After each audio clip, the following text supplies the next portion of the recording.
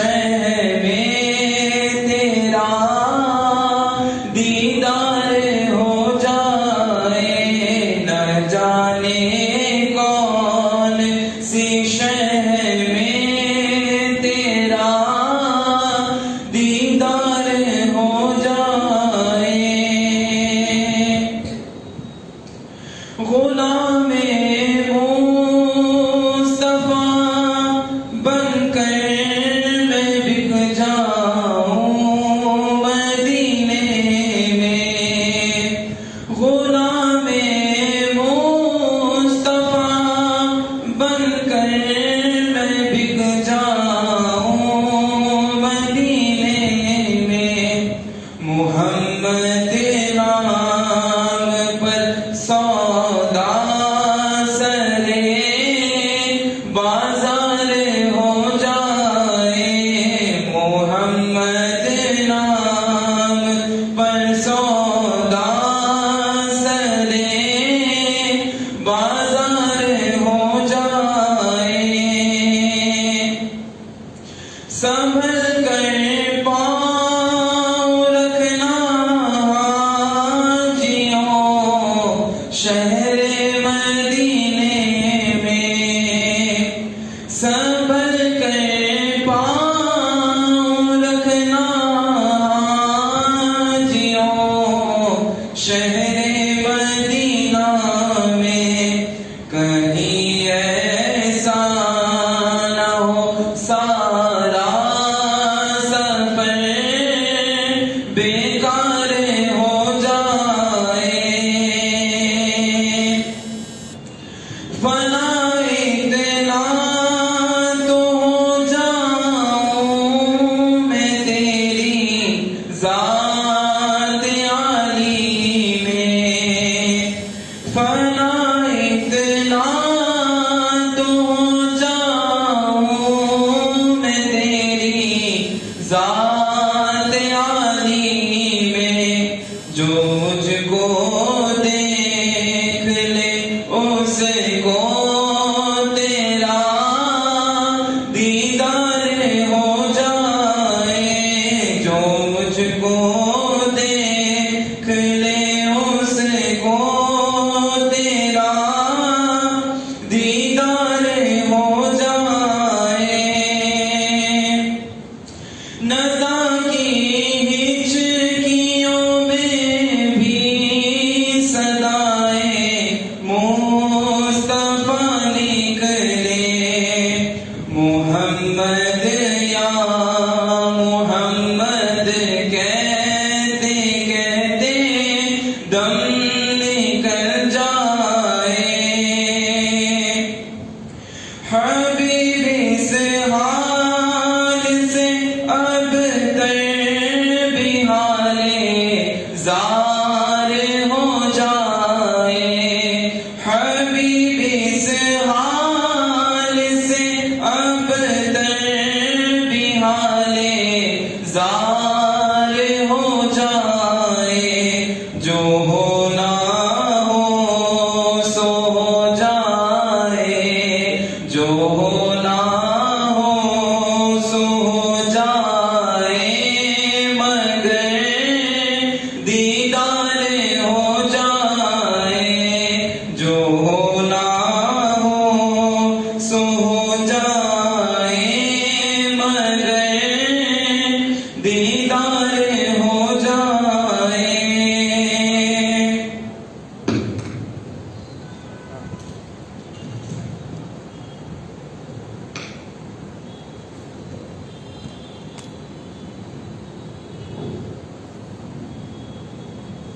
أعوذ بالله من الشيطان الرجيم، بسم الله الرحمن الرحيم۔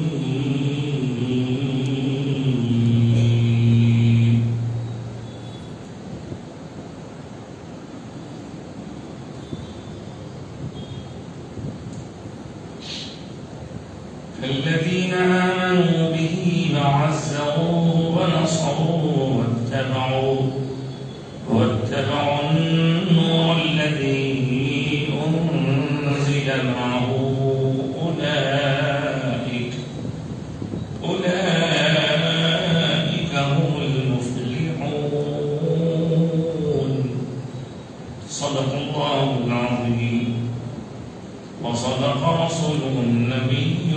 الأمين الكريم ونحن على ذلك لمن الشاهدين والشاكرين.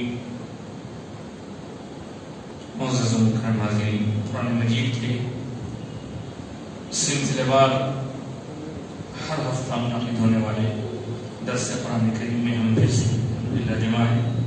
قبل اس کے کہ آج ہم اپنی گفتگو کو آگے بڑھائیں، ایک بار بآواز بلند درود و سلام پیش فرمائیں. اللہم صلی علی سیدنا و مولانا محمد وعلی آل سیدنا و مولانا محمد وبارک وسلم.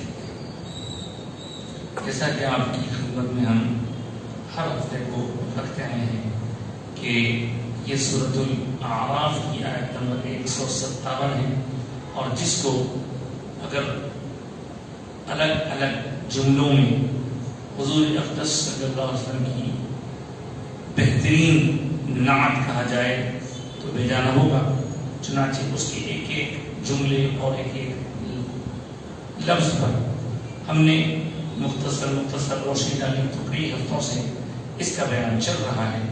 آج ہم اس آیت مبارکہ کا آخری حصہ پڑھے ہیں، جس میں اللہ تعالیٰ نے فرمایا کہ وہ لوگ جو رسول اور نبی امی کی پیروی کرتے ہیں، اتباع کرتے ہیں، فالو کرتے ہیں، یہ وہ نبی ہیں جن کی باتیں توریت اور انجیل میں لکھی ہوئی ہیں، اور یہ وہ ہیں جو نیک کاموں کا حکم دیا کرتے ہیں، یہ وہ ہیں جو برے کاموں سے روکتے ہیں، یہ وہ ہیں جو پاکیزہ چیزوں کو حلال کرتے ہیں، یہ وہ نبی ہیں جو خبیث چیزوں کو حرام قرار دیتے ہیں، یہ وہ نبی ہیں کہ جو پچھلے لوگوں پر جو جس طرح کے بوجھ، ان کے اوپر وزن اور ان کے ہاتھوں میں ہتھیلیاں یا بیڑیاں پڑی ہوئی تھیں، ان کو دور فرماتے ہیں. اس کے بعد فرمایا بس وہ لوگ جو اس پیارے نبی پر ایمان لائے اور ان کی حد درجہ تعظیم کیے اور ان کی دین کی مدد کیے اور اس نور کو جو ان کے ساتھ آیا ہے اس کو مضبوطی کے ساتھ تھامے رہیں، اس کی اتباع کریں جو ان کے ساتھ نازل ہوا ہے، تو ایسے لوگ ہی در حقیقت فلاح پانے والے، کامیابی پانے والے. حلال وہی ہے جو پاک ہے، حرام اسی کو قرار دیا گیا ہے جو ناپاک ہے.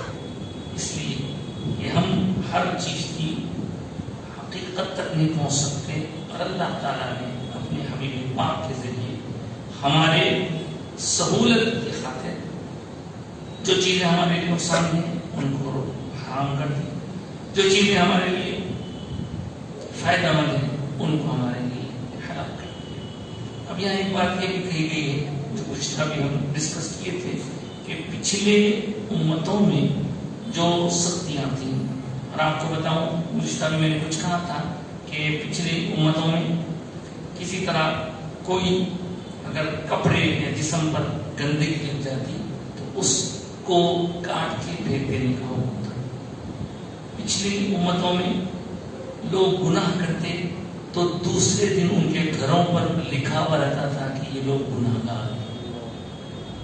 پچھلی امتوں میں مال غنیمت آتا، یعنی جب کسی خیر مذہب والوں سے جد و جہد ہوتا تو اس کے بعد وہ لوگ جو کچھ بھی ان کا مال ہوتا استعمال نہیں کر سکتے، بلکہ وہ آسمان سے ایک آگ آتی تھی اس کو جلا دیتے تھے. پچھلے زمانے میں اگر کوئی کسی کا عمدن یا خطأً جان بوجھ کے یا انجانے میں کسی کا قتل ہو جاتا تو اس کا بدلہ بس دوسروں کا قتل کرنا ہی تھا، جس نے قتل کیا اس کو قتل کرنا ہی تھا.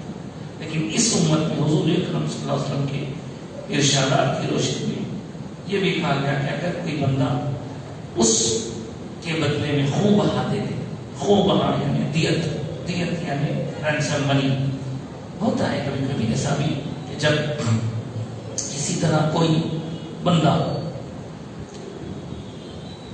غلطی سے قتل کر دیا جائے تو اس کا شرعی حکم تو یہ ہے کہ جس نے قتل کیا اس کو قصاص کے طور پر قتل ہونے والے کے بدلے میں قتل کیا جائے۔ لیکن ایک اور صورت بھی بتائی گئی کہ اگر مقتول قتل ہونے والے تھے، ان کے رشتہ دار اس بات پر راضی ہو جائیں، اسلامی حکم ہے،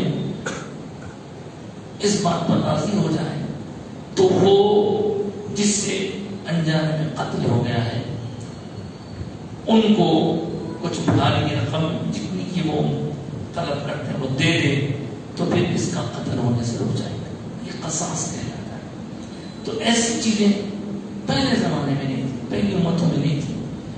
سب سختیاں تھیں، بہت سختیاں تھیں۔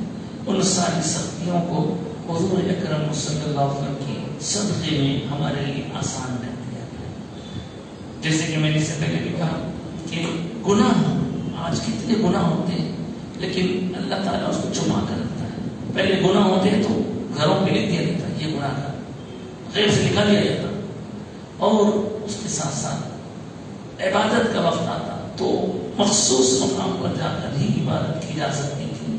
آج ہمارے لیے سہولت ہے، مسجد ہو تو بھر جائے۔ اگر کسی ایسے مقام پر ہم چلے جائیں جہاں مسجد دور دور تک نہ ملے، وقت آئے ہم اپنی جانماز بچھا کے پوری روئے زمین پر کہیں بھی سجدہ کر سکتے ہیں۔ یہ سب سرکار کی آمد کی برکت ہے۔ اور جیسے کہ ابھی آپ نے سماعت کیا، گندگی اگر جسم کو لگ جاتی ہے تو جسم کا وہ حصہ قینچی سے کاٹ دینا، گندگی لگ جاتی تو کپڑا کاٹ کے پھر دینا، اور اگر کوئی گناہ کرتا تو گناہ کے بدلے میں لوگ قتل کیے جاتے تھے۔ چنانچہ آپ کو حضرت موسیٰ علیہ السلام کا واقعہ معلوم ہے، پیچھے آپ سن کے آئے ہیں، آگے بھی سنیں گے کہ جب ان کی قوم میں سے بہت سارے لوگوں نے موسیٰ علیہ السلام کی توریت لانے کے لیے طور پہاڑ پر جانے کے عرصے میں آپ کی غیر موجودگی میں کیا کیا؟ شرک میں مبتلا، بچڑے کی سونے کا ایک بچڑا سامنے بنا دیا، اس کی پوجا میں رکھ دیا۔ واپس آنے کے بعد جب سب لوگوں نے غلطی کا احساس کیا اور معافی مانگی تو کہا ٹھیک ہے تمہیں معافی تو ملے گی، لیکن اس کے لیے شرط یہ کہ آپس میں ایک دوسرے کا قتل کرنا۔ ہاں، اس زمانے میں ایسے ایسے سخت سزائیں تھے، اب تو سب آسان ہو گیا۔ تو ہمارے آقا کی تشریف آوری نے ہمارے لیے اتنی سہولت عطا فرمائی۔ حد یہ کہ گندگی کہیں لگ جائے تو پانی سے دھو لو، پانی بھی نہیں تو یہ سرکار ہی کی امت کا خاصہ ہے کہ مٹی پر ہاتھ مارو تیمم کر لو، خلاص مٹی پر ہاتھ مارو تیمم کر لو۔ اس طرح یہ اللہ کا بڑا فضل ہے، یہ خصوصیت صرف حضور کی امت کا خاصہ ہے، پہلے نہیں تھا۔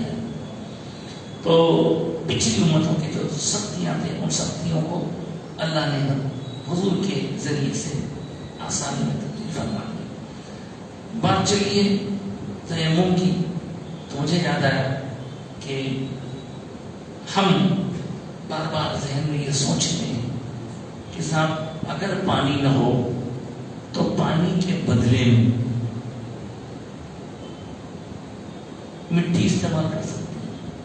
تو جو وضو ہوتا ہے، وضو اس کے بدل کے طور پر بھی تیمم ہوتا ہے، اور غسل کے بدل کے طور پر بھی تیمم ہوتا ہے۔ صرف وضو کا بدل نہیں ہے، کسی ایسے مقام پر آپ ہم چلے جائیں جہاں خدا نخواستہ کسی کو ناپاکی طاری ہو جائے اور اس وقت اسے پانی دستیاب نہ ہو تو کیا کرے وہ؟ تیمم کرے۔ تو تیمم کرنے کا طریقہ کیا ہے؟ تیمم کرنے کا طریقہ کیا ہے؟ آپ بولیں گے تیمم کرنے کا طریقہ یہ ہے کہ مٹی لو اور پورے جسم کو مل لو، جہاں جا کر دیکھیں سب۔ اس موقع پر میں آپ کو بتاؤں، اتفاق سے اسی مہینے میں وہ صحابی رسول کا واقعہ شہادت ہوا ہے۔ ایک تھے حضرت عمار بن یاسر رضی اللہ تعالیٰ۔ حضرت کا حضرت عمر فاروق کے ساتھ ایک مرتبہ کنورزیشن چل رہا تھا، تو بات چلی کہ تیمم کیسے کیا جائے۔ ناپاک ہو جائیں تو پانی تو پورے جسم پہ ڈالا جاتا ہے، اسی طرح کیا مٹی بھی سارے جسم پر ملنی چاہیے؟ تب حضرت عمار بن یاسر رضی اللہ، حضرت عمر فاروق رضی اللہ تعالیٰ سے کہنے لگے آپ کو یاد ہے آپ میں دونوں ایک مرتبہ ایک سفر پہ تھے، دوران سفر مجھ پر ناپاکی طاری ہو گئی تھی، تو میں نے اس وقت کیا یہ تھا کہ مٹی میں اپنے آپ کو لوٹ پوٹ کر کے پورے جسم کو مٹی لگا جاتا، یعنی پھر وہاں سے جب ہم حضور کی بارگاہ اقدس میں حاضر ہوئے اور عرض کیے کہ یا رسول اللہ ایسی صورتحال پیش آئی تھی تو ہم وہاں پانی نہیں ہونے کی صورت میں مٹی میں لوٹ پوٹ ہو گئے تھے، تو میرے آقا نے ارشاد فرمایا اتنا سب کرنے کی ضرورت نہیں تھی، صرف ہاتھوں کو مٹی پر 2 بار ماریں، ایک بار ماریں چہرے پر مل لیں، ایک بار ماریں ہاتھوں پر مل لیں، تمہارے لیے یہ وضو کا بدل بھی ہوگا اور یہی عمل غسل کا بدل بھی ہوگا۔ کیا اللہ کی شان ہے! فرق صرف اتنا ہے کہ جب وضو کا بدل تیمم کر رہے ہیں تو نیت وضو کے بدل کی ہو، اور غسل کا بدل کر رہے ہیں پھر صورت ہو سکتی ہے ایسی، یہ اللہ کی دینی سہولت ہے، کبھی ایسی صورت پیش آ سکتی ہے۔ تو بتائے کہ حضرت عمر کے سامنے بات چیت ہوئی، بعد میں پھر فقہا نے ہمیں یہی بتایا کہ ہم کو مٹی پورے جسم پر ملنے کی ضرورت نہیں ہے، بلکہ ہاتھ پر جو مٹی لگے گی مٹی پہ ہاتھ ماریے، جو بھی ہاتھ لگی مٹی جھڑ دیے، چہرے پہ ایک بار ہاتھوں پہ بار، یہی آپ کے لیے کافی۔ تو یہ سب سہولتیں کہاں سے ملی ہوں؟ یہ ساری سہولتیں ہمیں اللہ کے حبیب ہمارے مقام سرکار دو عالم صلی اللہ علیہ وآلہ وسلم کی آمد کی وجہ سے نصیب ہوئی ہے۔ تو اس طرح حضور پاک علیہ السلام کا ہم پر بلکہ سارے لوگوں پر احسان ہے۔ آگے پڑھتے ہیں فالذین آمنوا بہ۔ اچھا جب بات آئی ہے دیت کی تو مجھے ایک واقعہ یاد آیا۔ حضرت عمر فاروق رضی اللہ تعالیٰ عنہ کا دور مبارک ہے۔ دیت بولا دیت سنی اس میں رینسم نہیں بولتے ہیں، کسی کے قتل ہو جانے پر اس کے بدلے میں یا تو دوسرا بندہ قتل کیا جائے یا وہ قتل کیا جانے والا بندہ کچھ بھاری رقم دینا چاہے اور یہ لوگ لے لیں تو پھر اس سے بات ختم ہو جاتی ہے۔ ایک ایسا واقعہ ہے تو میرے فاروق رضی اللہ عنہ کے دور خلافت میں ہم کو ملتا ہے تاریخ میں کہ ایک دفعہ ہوا ہی کہ حضرت عمر کے پاس ایک مقدمہ آیا۔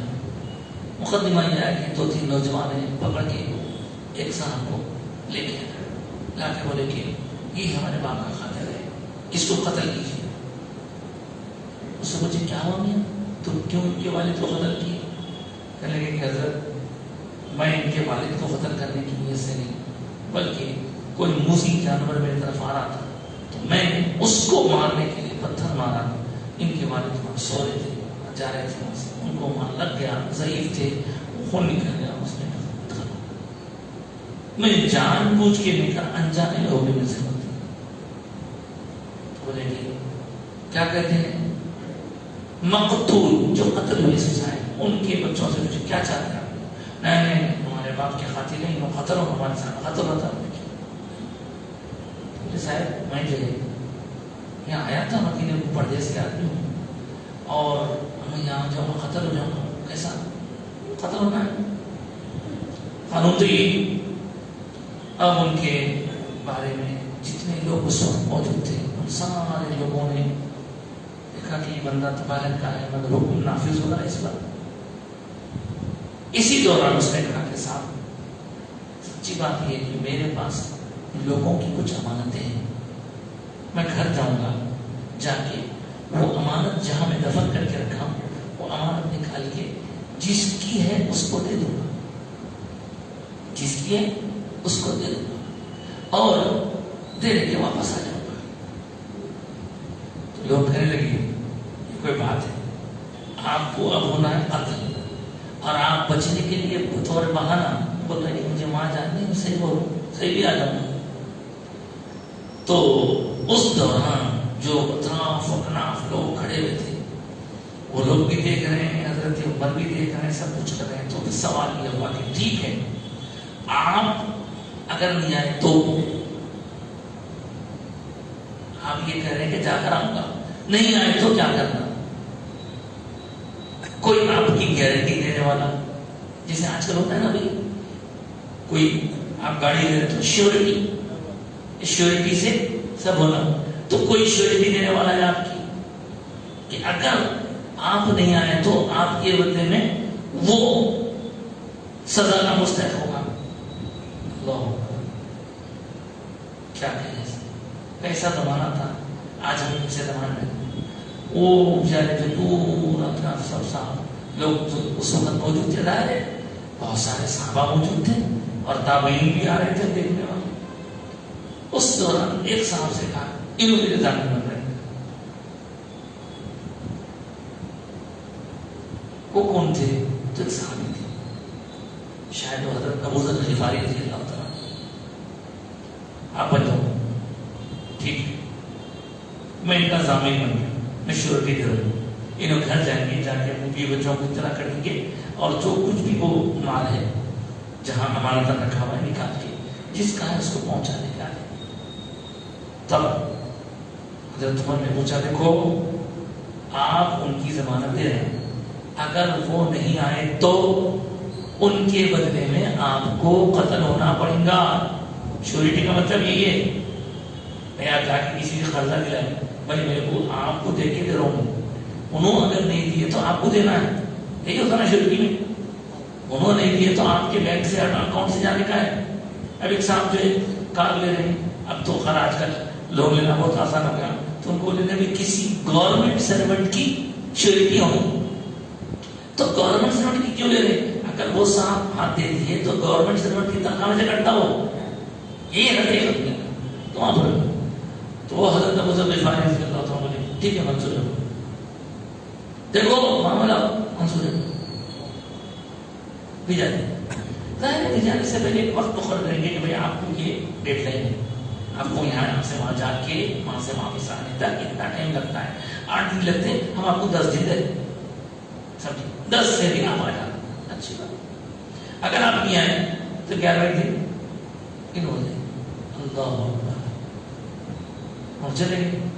اب دینا گرنے لوگ مقتول کے اولاد کے ابتدار میں انہوں چھوڑے ان کو آنا.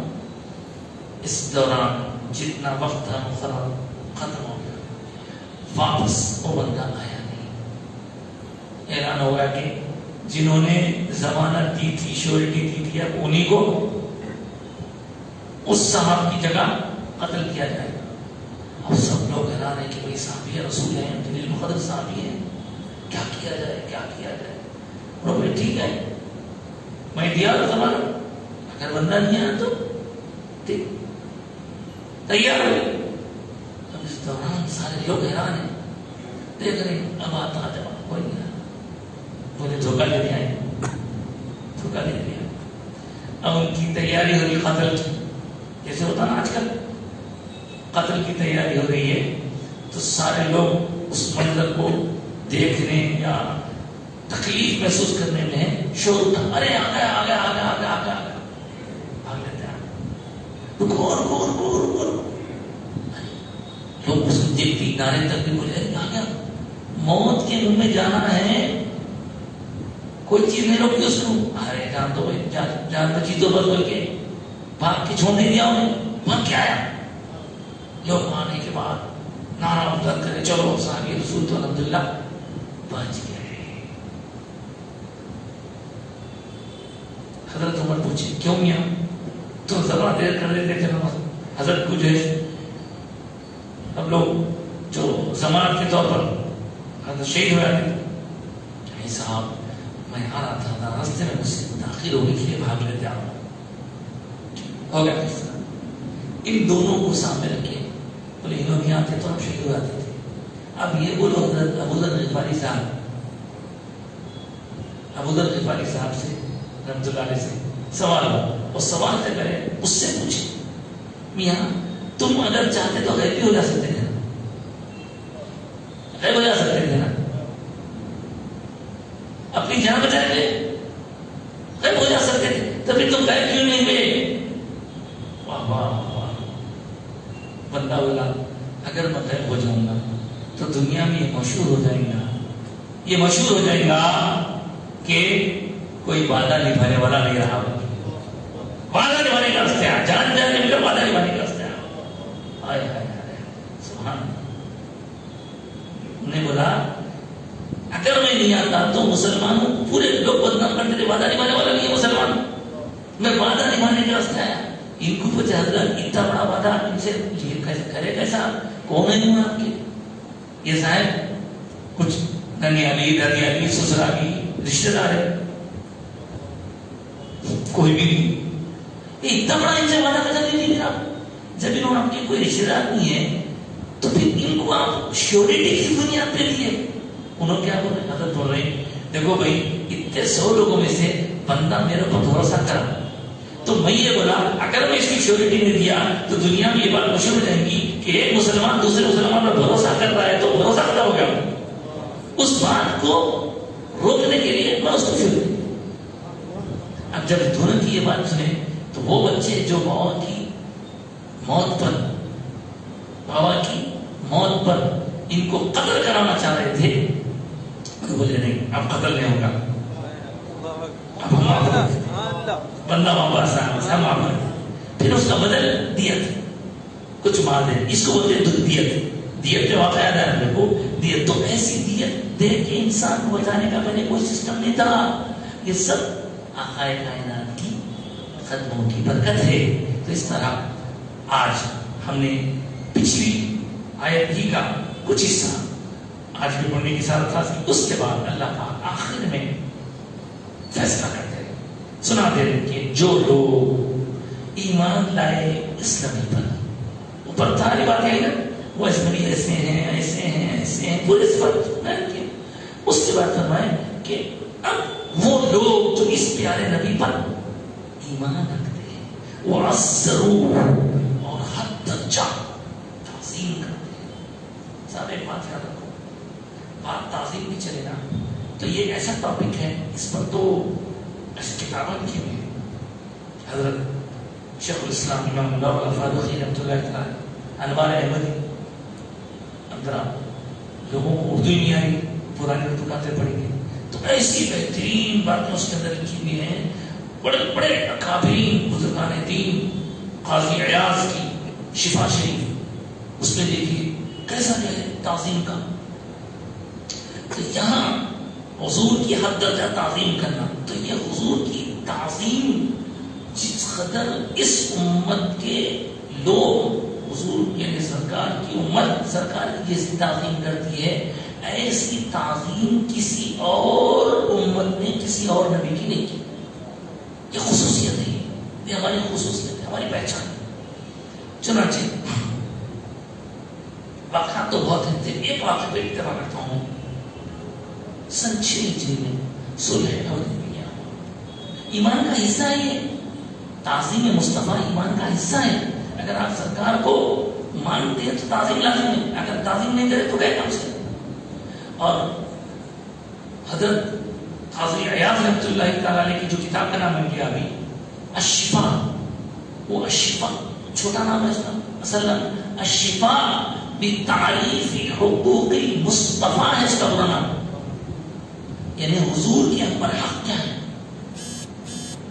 کہتے ہیں باپ ماں کا ہے، باپ کا ہے، بھائی کا ہے، بہن کا ہے، ویسے حضور کا ہم پر حق کیا ہے. حضور ہمارے نبی ہے، ہمارے آقا سرکار ہے. ہم بحیثیت امتی حضور کی کیا کیا خدمت کریں، حضور کا ہم پر حق کیا ہے. تو اس ان حقوں میں پہلا حق تو ایمان لانا ہے، اتباع کرنا ہے، اور اس کے ساتھ تعظیم پورے حقوق کی نا کبھی سناؤں آپ کو تفصیلات. اس میں تعظیم ہے. تعظیم کا حال کیسا تھا. حضرت ابو بکر صدیق رضی اللہ تعالیٰ عنہ کو جب معلوم ہوا کہ دربار رسالت میں گفتگو بلند ہو جائے تو اللہ سارے اعمال ضائع کر دیتا ہے، تب حضور کا ادب کی جو ان کا حضور کا ادب کرنے کی جو سعادت حضرت ابو بکر صدیق نے پائی علماء لکھتے ہیں کہ آپ آواز بلند نہ ہو اس غرض سے اپنے منہ میں کنکریاں لے کے بیٹھتے تھے تاکہ آواز بلند نہ ہونے پائے. اور حضور سے جب بات کرتے تو اتنا آہستگی سے کرتے تھے کہ کبھی کبھی حضور کو یہ ارشاد فرمانا پڑتا کہ ذرا زور سے بولو. اتنا تک حضرت ابوبکر صدیق کا ادب لے لیجیے, حضرت عمر فاروق کا ادب لے لیجیے, حضرت عثمان کا ادب لے لیجیے.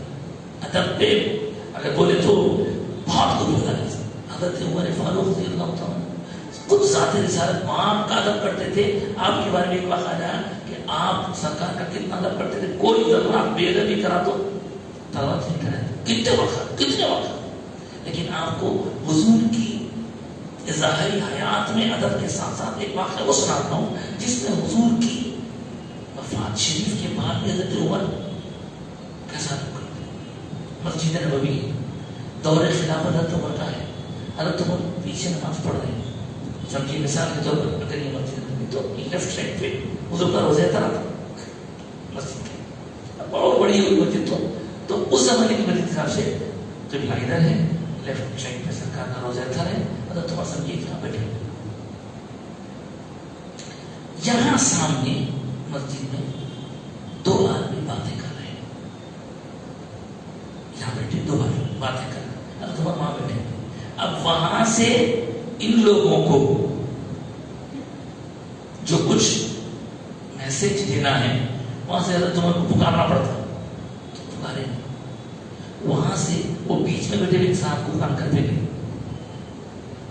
انہوں نے پڑھتے بلاؤ اشارہ کر.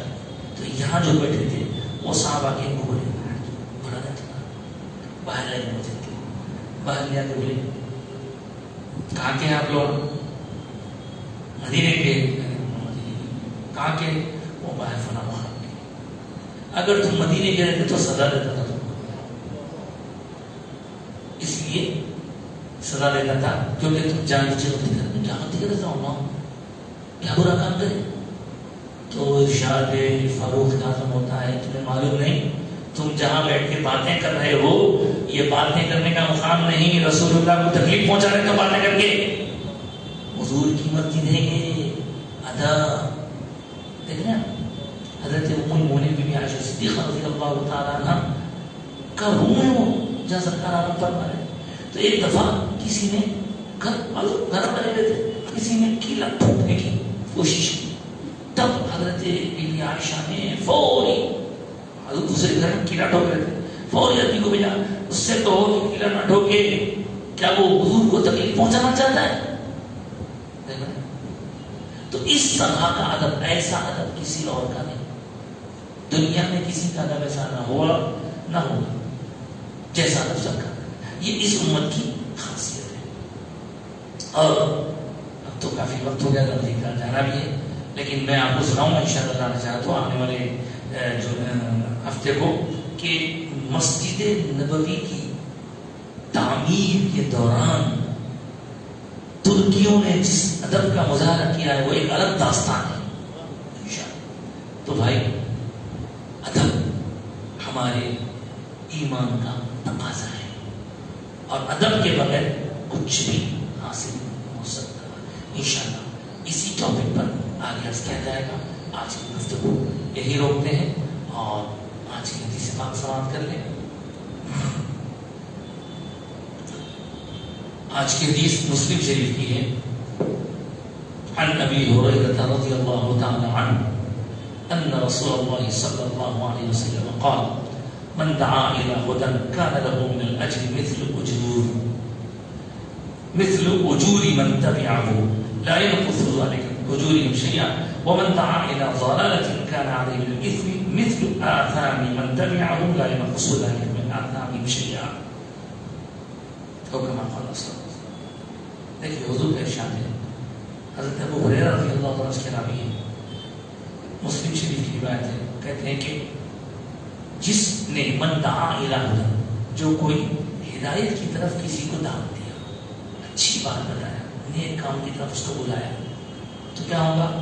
کان لہ من الاجر, اس بندے کو جس نے دعوت دی اس پیروی کرنے والوں کے اجر کے برابر اس کو بھی اجر ملتا. یعنی ہدایت کے بجائے کسی کو اگر مثال کے طور پر کسی کو آپ جو ہے نماز نہیں پڑھتا تھا، محبت کو اسے پیار سے سمجھا کے نمازی بنا دیا، تو نمازی بنا دیے تو اس کو نماز جب وہ پڑھے گا اس کی نماز میں جو ثواب ملے گا اس ثواب کے برابر اتنا ہی ثواب آپ کو بھی ملے گا.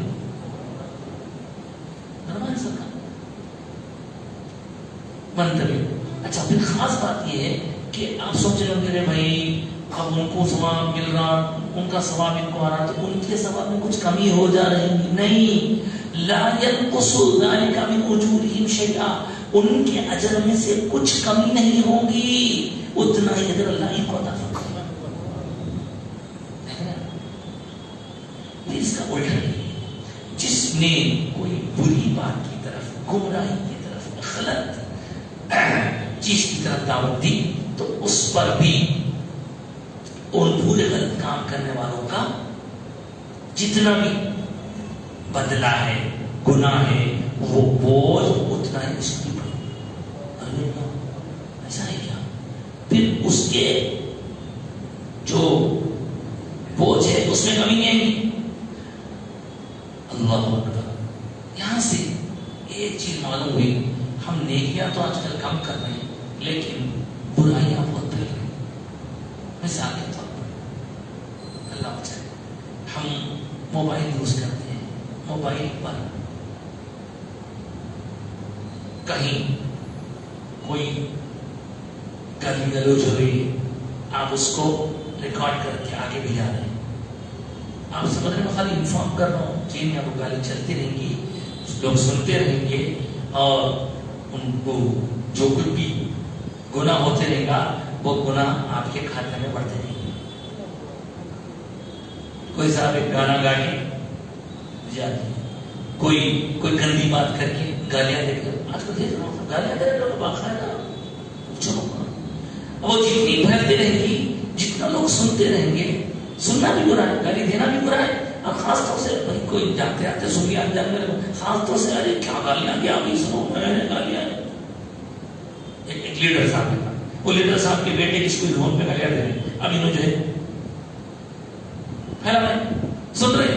تو جو پھیلانا جو سننا سب ان گالیوں کے پھیلانے اور سننے کی وجہ سے گناہ کا مرتکب ہو رہا. اب جو مرتکب ہوتے جا رہے ہیں ان کے گناہ کے بوجھ کا کچھ حصہ وہ جو صاحب پہلے شروع کرے نا، یہ سمجھ رہے ہیں. ہم حدیث سنتے نا، حدیث اور سنیں تو ہم یہ بولتے ہیں ارے ہو سبحان اللہ کا اچھی بات ہے، کیا اچھی بات ہے. ثواب اگر کوئی اچھا کام سکھا دیے تو اس کا ثواب ہے، جیسا ثواب ہے ویسا یہ بھی ہے.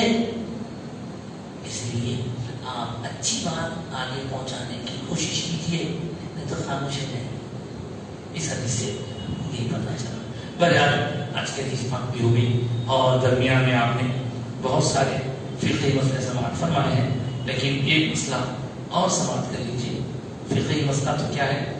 ایک ہماری نوجوانوں کی، ناواقف لوگوں کی عادت ہے جس کا دین سے کوئی تعلق نہیں. آپ غور کریے، ہم یہاں سے بولے بات غور کریے. نماز ختم، السلام علیکم ورحمۃ اللہ السلام ہوتے ہی ہم کیا کرتے ہیں؟ ہاتھ اٹھاتے ہیں دعا کے لیے. مگر بہت سارے لوگوں کو آپ دیکھیے ایسے یہ زمین پہ سے سمیٹنے کا کیا ہے سمجھ میں نہیں آتا. ایسی کوئی حدیث ایسا کوئی اب دیکھیے کر کے سمجھ نہیں آ سکتا. تو یہ کوئی درست عمل نہیں ہے، اس کی کوئی ضرورت. البتہ دعا ہونے کے بعد، دعا ہونے کے بعد چہرے پر پھیر لینا یا حدیث میں ہے یہ تو صحیح ہے، لیکن دعا کرنے سے پہلے نو ایسا کرنا، نو ایسا کر کے کرنا کوئی درست عمل نہیں. اسی طرح ایک اور کام بھی اکثر لوگ کیا کرتے ہیں، آپ بھی دیکھے ہوں گے اور کرتے ہیں بھی، آوازیں بھی آتی بات بات. اور جب ہم نماز پڑھتے ہیں جماعت سے یا اکیلے میں تو سلام پھیرنے سے پہلے جب ہماری ساری تحیات مکمل ہو جائے، درود ابراہیم مکمل ہو جائے تو باقاعدہ نماز میں یہ ہوتا ہے. یہ غلط ہے، درست نہیں. نماز کے باہر اگر آپ پھول نکلے تو بات لگے ابھی بھوک لے کے ہاتھ میں پھیر دینے والا رکھے، لیکن عادت نماز میں آپ کرتا ہٹا کے باقاعدہ ہم کو آواز آتی ہے.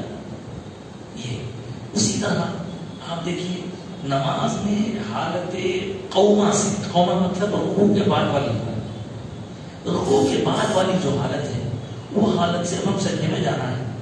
سجدے میں جاتے وقت اطمینان سے اپنے دونوں ہاتھوں کو گھٹنے پہ رکھیے، رکھ کے آہستہ گھٹنے رکھیے، پھر ہاتھ رکھیے.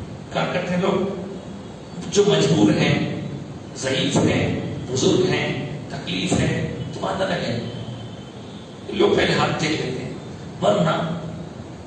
ورنہ عام لوگوں کو ہاتھ پہ دیکھنا نہیں چاہیے، بلکہ پہلے گھٹنے رکھیں اور گھٹنے بھی آہستہ آہستہ. ورنہ کبھی ہم دیکھتے ہیں ہٹ ڈول کے بعد گھٹنے ٹیکیں. اب یہ جیسے چھت ہے، چھت کے اوپر نیچے خالی ہے، آپ دیکھیے نماز پڑھتے وقت جیسے رکوع میں آتے آواز آتی زور سے آواز. تو ہم اللہ کے گھر میں نماز کے لیے حاضر ہوئے ہیں تو نماز کے آداب کو بھی ملحوظ رکھنا ہے. سجدے دو ہوتے ہیں، دو سجدوں کے بیچ میں اٹھ کے پورا بیٹھیے اطمینان سے. اٹھتے ہی پورا سجدہ ختم ہونے منڈی اٹھا بیٹھ گیا، درست نہیں ہے، ضرورت نہیں اللہ تعالیٰ کو آپ کی اس عبادت کی. اسی طرح رکوع سے اٹھ کے ایسا رکوع میں سے اٹھ رہے نہیں. دیکھو صاحب ضعیف ہے، بزرگ آدمی ہے، تکلیف میں ہے، کمر جھک گئی ان کا مسئلہ الگ ہے. ایک عام لوگوں کی بات کر رہا ہوں جو. اسی طرح آخری بات سن لیجیے، کرسی پہ بیٹھنا اگر وضو رہے تو ٹھیک ہے، لیکن اگر وضو نہیں ہے تو غیر ضروری ہم کرسی کا استعمال کریں اور سمجھیں کہ بھائی کرسی کو آپ نہیں پڑھ رہے ہیں. وہ لوگ بوڑھے ہیں، ضعیف ہیں، گھٹنا میں درد ہے، اب کچھ بھی چھوٹا موٹا مار لگے تو یہ کرسی پہ بیٹھ جاتے ہیں. بلکہ بعض وقت تو ایسا بھی دیکھنے لگا رہا ہے کہ مسجد میں آئے اچھے تھے سب، کرسی دیکھتے پھر مدرسے شروع ہونے لگے. جی ہاں وہ بیٹھ کے کیا ہوا میں لگا تھا. سنیے ایک بہت اہم بات سنیے، کرسی پر بیٹھ کے نماز پڑھنے سے بہتر یہ ہے کہ آپ نیچے بیٹھ کے نماز پڑھیں. نیچے بیٹھ کے نماز پڑھنا کرسی پر نماز پڑھنے سے زیادہ بہتر ہے. پوری ذمہ داری سے بول رہا ہوں، اس لیے کہ جو لوگ گھٹنوں کی تکلیف کی وجہ سے نیچے بیٹھتے تو اٹھ نہیں سکتے ان لوگوں کے لیے کرسی ہے. لیکن اگر آپ کو بیٹھ جانا ہے بیٹھ جائیے، اور اگر آپ دو دانوں بھی نہیں بیٹھ سکتے ایسا پڑکٹ مارتے بیٹھ جائیے، نیچے بیٹھ کر نماز پڑھیے.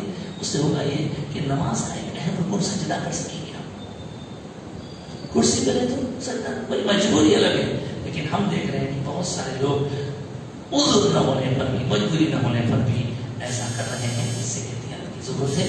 اور آپ لوگوں کو میں یاد دلا دوں، سفر کا مہینہ چل رہا ہے، آج 16 سفر ہے. آنے والے 15 دن کے بعد ربیع الاول شریف کا مہینہ شروع ہوگا، اور مسجد حاضہ میں پچھلے تقریباً 30 سال سے الحمدللہ ربیع الاول کے مہینے میں 12 روزہ محافل ہوا کرتے ہیں، اور اس کا وقت ہوتا ہے مغرب سے عشاء. آپ کو ابھی سے یاد دلا رہا ہوں، آنے والے ہفتے کو بھی یاد دلاؤں گا، اس کے بعد والے ہفتے کو بھی اگر موقع ہو تو یاد دلاؤں گا. آپ کو بہرحال اس کے لیے پہلے سے پریپیئر ہونا ہے. کہیں بھی آپ جاب آپ کرتے ہیں تو پہلے سے بولتے ہیں یہ 3 سے 3 تک میں مغرب میں، مطلب اس زمانے میں مغرب شاید 6:30 سے پہلے ہوتی، 6:20 سے 25 تک، 6 بجے تک آپ فارغ ہو جائیں پورے کام. 6 بجے آ جانا، 12 دن آپ کو یہاں رہنا ہے. اس وقت آپ دیکھیں گے علماء، بزرگ اور پروفیسرس ہیں اور بڑے بڑے اسکالرس ہیں، وہ آئیں گے، خطاب کریں گے. سرکار کی سیدھا سرکار کی شان رفعت کیا کیا بیانوں کا ایمان تازہ ہوگا. تو آپ کو یہ کرنا ہے. آج کی گفتگو یہی روکتے ہیں، اللہ کی بات دعا کرتے ہیں کہ اللہ تعالیٰ ہماری اس گفتگو کو قبول فرمائے. جو کچھ کہا سنا اسے قبول فرمائے، کہنے سننے کے دوران سے کمی کوتاہی لفظ شیطان اسے معاف فرما دے. ہمیں جن لوگوں نے دعا کے لیے کہا ہے ان سب کی دعا کرتے ہیں، سب کی دعائیں قبول فرما. خاص طور سے جن بیماروں کے متعلقین نے دعا کے لیے کہا ہے ان کی دعا کرتے ہیں. ہمارے جناب عابد علی خان صاحب کی طبیعت ناساز ہے، ان کو صحت عطا فرما. ہمارے اعظم کی والدہ کی طبیعت ان کو صحت عطا فرما. اور یا اللہ یہاں پر بھی چٹھی میں ایک کوئی خاتون کا نام لکھا ہوا ہے، ان خاتون کی طبیعت بھی ناساز، ان کو بھی صحت عطا فرما. اور ان کے علاوہ جتنے بیمار ہیں جو جس مرض میں مبتلا ہیں، اللہ ان کو صحت کامل شفا عاجلہ عطا فرما. اور ہمارے ہاتھ پر مکرم فرما، صحت جسمانی، صحت روحانی، صحت روحانی عطا فرما. یا اللہ جن گھروں میں نحوست آ گئی ہے بدعملیوں کی وجہ سے، اس نحوست کو دور فرما، برکتوں کا نزول فرما، رزق میں برکت ہے، وقت میں برکت ہے، مال میں برکت ہے، مولا نیک اعمال میں برکت عطا فرما. پروردگار کاروبار کرنے والوں کے کاروبار میں برکت عطا فرما، ملازمت پیشہ لوگوں کی عہدوں میں ترقی عطا فرما، تجارت پیشہ لوگوں کی تجارتوں میں اور زراعت پیشہ افراد زراعتوں میں سرسبزی و شادابی عطا فرما. جن گھروں میں انبیاء کی لڑکیاں یا لڑکے ہیں اور ان کے لیے کچھ رشتے جم نہیں رہنے والا، ان کے لیے خاص طور سے دعا کرتے ہیں. مسائل حل فرما، مشکل آسان فرما، پریشانی دور فرما. اور جہاں شادی شدہ جوڑوں میں اتفاق ہے انہیں محبت عطا فرما. جو لوگ رشتوں کو ذرائع پیدا کر کے توڑوانا چاہتے ہیں، ان کی ناپاک عزائم ناکام بنا دیں. اور یا اللہ جو بھی اولاد ہیں اولاد والا بنا دیں، اولاد والوں کی اولاد کو نیک ہدایت نیک توفیق عطا فرما. والدین کی قدردانی کرنے کی اولاد کو نیک توفیق عطا فرما. اولاد جو نافرمان ہو گئی انہیں والدین کا فرما عطا فرما. مولا دشمنان اسلام جو کچھ سازشیں اسلام اور مسلمانوں کے خلاف کرتے ہیں ان سازشوں کو ناکام بنا دے. قرآن کے ساتھ سچی وابستگی عطا فرما. قرآن کو پڑھنا، سننا، سمجھانا، تیری مرضی کے مطابق سمجھنا، اس پر عمل کرنا ہمارے لیے آسان فرما دے. ہمارے وہ بزرگ جو موجود ہیں انہیں سلامت کرامت کر. ہمارے اساتذہ، ہمارے بزرگوں جو گزر گئے ہیں ان کے درجات بلند فرما، حسنات قبول فرما، سیئات معاف فرما. ہمارے ہاتھ پر کرم فرما، نیکی سے جوڑے رکھنا، برائی سے ہمیشہ دور رکھ، اخلاص کی برکت عطا فرما. اپنے نیک بندوں کی سمجھ سنتا ذاکرین میں، شاکرین میں، قانتین میں، خاشعین میں ہمیشہ فرما. جو کچھ مانگا وہ بھی عطا فرما، جو نہ مانگ سکے وہ بھی سرفراز فرما. وقت آخر رسول اللہ کا دیدار نصیب فرما، زبانوں پر کلمہ جاری فرما. قبر کی منزل آسان فرما. حشر کے دن حبیب کی دست مقدس سے جامع کو سکینہ نصیب فرما. حضور اقدس صلی اللہ علیہ وسلم شفا سے مالا مال فرما. اس دن جب کہ کوئی سایہ ہوگا اپنے عرش کے ساتھ جگہ عطا فرما. آمین یا رب العالمین یا رحمۃ الرحیم صلی اللہ علیہ وسلم. مولانا محمد برحمتك يا ارحم الراحمين.